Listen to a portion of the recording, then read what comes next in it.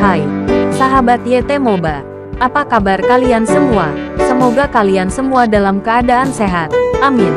Sebelum melanjutkan ke ceritanya, jangan lupa tinggalkan like, komen, dan subscribe.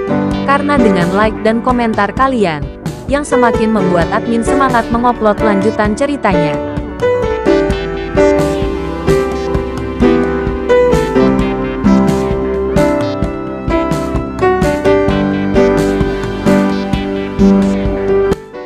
Episode 498. Kisah Ariel, anak bos besar yang berpura-pura culun. Pada hari yang sama, ketika Aisyah dan Daniel bertanya-tanya siapa yang menelepon Nicholas di tengah malam, Nicholas tiba-tiba berdiri dari sofa dengan penuh semangat. Tidak sulit untuk melihat bahwa seluruh tubuh Nicholas bergetar, seolah-olah dia menderita penyakit Parkinson, dan wajahnya berangsur-angsur memerah, seolah-olah dia tiba-tiba meminum stimulan. Ayah, ada apa denganmu? Kakek, siapa yang meneleponmu? Melihat ide penelepon, 3 karakter Ariel ditampilkan. Nicholas bersemangat untuk berbicara, dan terus menunjuk ke telepon. Keduanya bahkan lebih bingung. Apa yang terjadi? Nicholas sangat bersemangat sehingga dia bahkan tidak bisa berbicara. Ini Ariel, ini Ariel. Nicholas tersipu dan akhirnya mengeluarkan sepatah kata pun. Gerakan Aisyah dan Daniel sangat konsisten, dan mereka berdiri dari sofa dengan tersentak. Ketika mereka melihat ide penelepon memang Ariel, tidak bisa tidak sesak napas. Saudaraku, dia menelepon kakek sekarang. Apakah dia sudah berurusan dengan Bakhtiar? Kata Aisyah dengan heran. Daniel sangat heran sehingga dia tidak tahu harus berkata apa. Di matanya, Ariel adalah jalan buntu. Dia tidak berpikir bahwa Ariel memiliki harapan sedikit pun untuk bertahan hidup. Tapi sekarang, Ariel benar-benar menelepon. Apa yang terjadi? Jangan terlalu bersemangat. Telepon ini mungkin dari Bakhtiar. Keluarga kita mungkin dirugikan oleh Ariel. Daniel berkata bahwa menurutnya ini lebih mungkin. Bukannya dia meremehkan Ariel, tetapi tidak ada yang bisa mempercayai Ariel saat menghadapi masalah ini.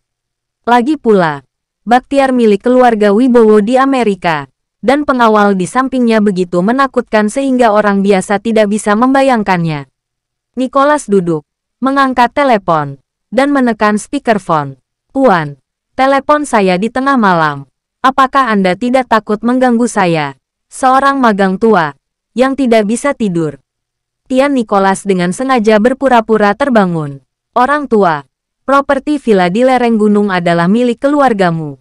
Meskipun kamu keluar dari pasar industri Bandung, orang-orang di sini tidak berubah. Apakah kamu tidak tahu apa yang terjadi di sini, dan Anda masih ingin tidur? Ariel berkata ringan. Nicholas, yang ketahuan, terlihat malu. Jadi dia hanya bisa berkata, Tuan, saya mengkhawatirkan Anda. Itu sebabnya saya tidak bisa tidur. Penjaga keamanan pergi, kata Ariel. Tian Nicholas menelan liur tanpa sadar, dan bertanya, Tuan, apakah Anda telah memecahkan masalah? Masalah apa? Apakah saya mengalami masalah? Tidak ada yang terjadi di area villa malam ini.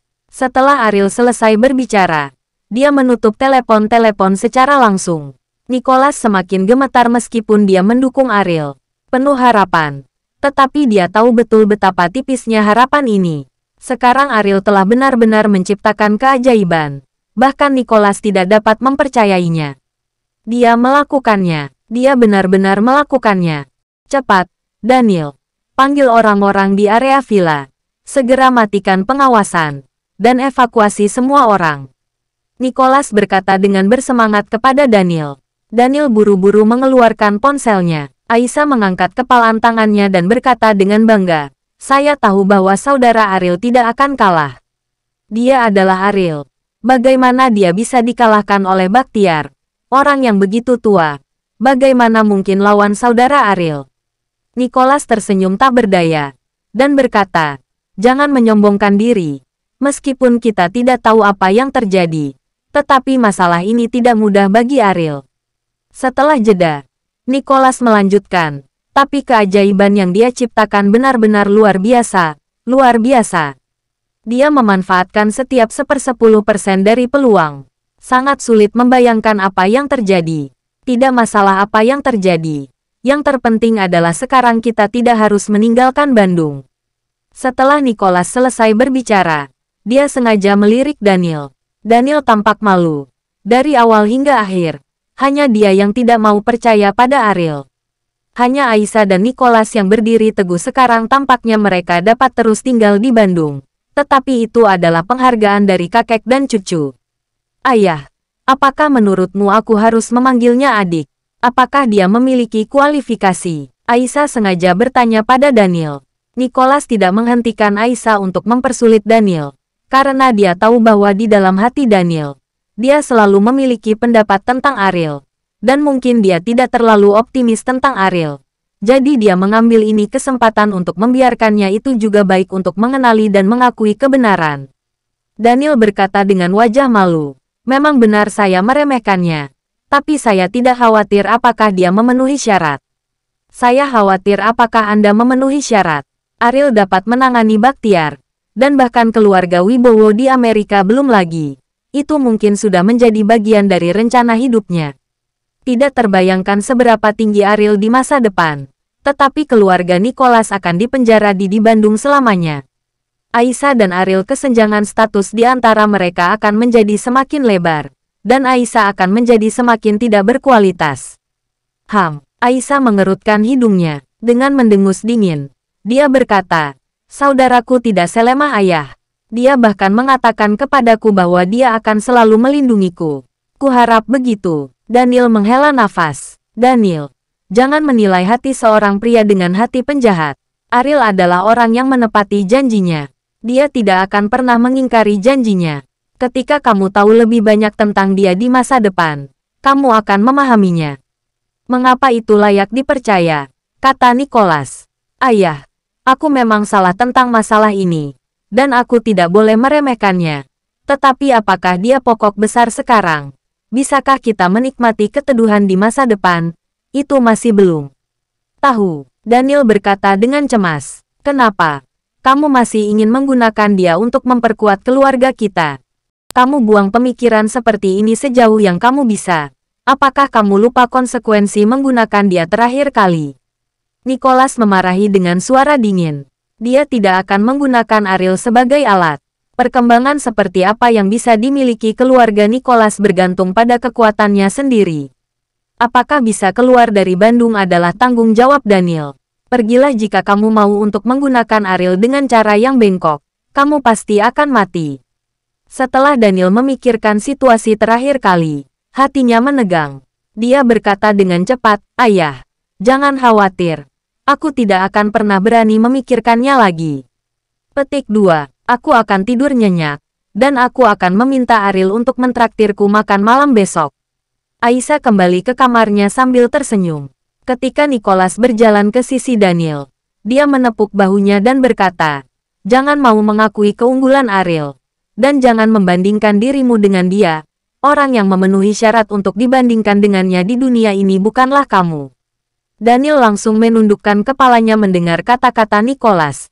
Tidak dapat disangkal bahwa dia memang membandingkan dirinya dengan Ariel. Dan terkadang dia bahkan berharap Ariel akan gagal saat menghadapi keluarga Wibowo di Amerika. Karena hanya dengan cara ini, dia memiliki modal untuk menghibur dirinya sendiri. Tapi sekarang, Daniel telah mengenali kenyataan. Seperti yang dikatakan Nicholas, dibandingkan dengan Ariel, dia bahkan tidak bisa mendapatkan nomornya, pukulan besar. Daniel mau tidak mau bertanya. Nicholas tersenyum tanpa mengucapkan sepatah kata pun, dan kembali ke kamarnya. Di villa di lereng gunung, setelah semua CCTV dimatikan dan petugas keamanan dievakuasi, Ariel meminta Bimo untuk memimpin orang-orang, dan membawa Bakhtiar dan mayat Ardian dibawa secara diam-diam. Tidak ada yang tahu tentang kejadian ini. Seolah-olah tidak ada yang terjadi di area villa. Kauri meraih tangan Ariel dan berkata, kamu bisa pulang sekarang. Ayo menikah lagi. Ada satu hal lagi. Aku akan pulang setelah aku menanganinya. Kata Ariel sambil tersenyum. Akhirnya bisa pulang. Yang merupakan hal yang sudah lama ditunggu-tunggu oleh Ariel. Dia tidak pernah berpikir bahwa semuanya akan berakhir seperti ini. Tetapi dia tidak peduli dengan prosesnya jika hasilnya bagus. Kauri mengangguk dan berkata, Aku akan menunggumu. Setelah Ariel meninggalkan villa, Kaori tidak peduli dengan waktu dan sudah sangat larut. Jadi dia menelepon Lucy. Kamu wanita mati. Kamu masih mengganggu istirahatku di tengah malam. Bahkan jika kamu adalah bosku, kamu tidak dapat mengganggu waktu pribadiku, kata Lucy tidak puas. Lucy, apakah kamu tahu di mana ada homestay di Bandung? Lebih baik berada di tempat terpencil, tanya Kaori.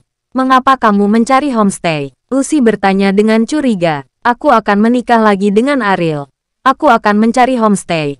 Dan aku akan membayar hutangku kepadanya selama 3 tahun terakhir. Jadi aku harus diam dan tidak diganggu oleh siapapun. Kaori berkata tanpa rasa malu sedikit pun. Bersambung.